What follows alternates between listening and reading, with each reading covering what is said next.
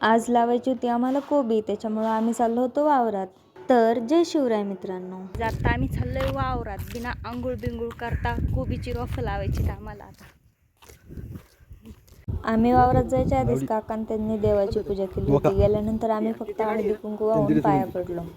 जेवणाचं तिकडे कॅरेट भरून ठेवलेले ते आम्हाला न्यायचंय. आता हा अर्धा वाफा उपटलेला आहे रोफांचा, ह्याच्यात कॅरेटमध्ये भरून ठेवली.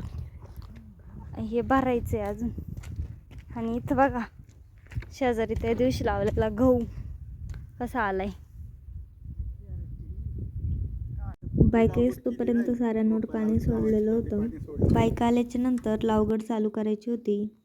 तोपर्यंत आम्ही रोपं पांगून घेतली.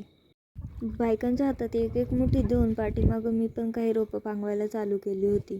काही जण म्हणतात तुम्ही काय वावरात फक्त व्हिडिओ काढायलाच जाता का? तर असं नाही आहे, आम्ही वावरात कामं पण करतो. कोबी लावणं म्हणजे पाण्याशिवाय अपूर्णच आहे. आणि आज बरं झालं वावरात लाईट पण नाही गेली. ह्यावेळेस रोपं पण वावरात चांगली चालली होती, त्याच्यामुळे कोबी पण पटापटा लावायची होत होती.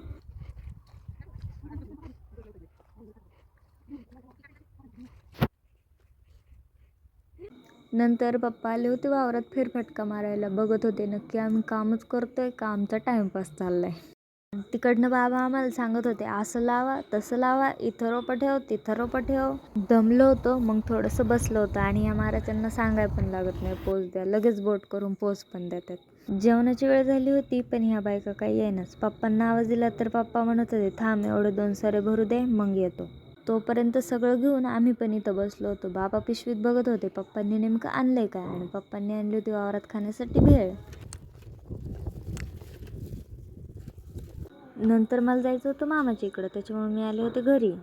आज तर आम्ही कोबी लावली. जर तुम्हाला व्हिडिओ आवडला असेल तर नक्कीच लाईक करा, शेअर करा आणि सबस्क्राईब करा.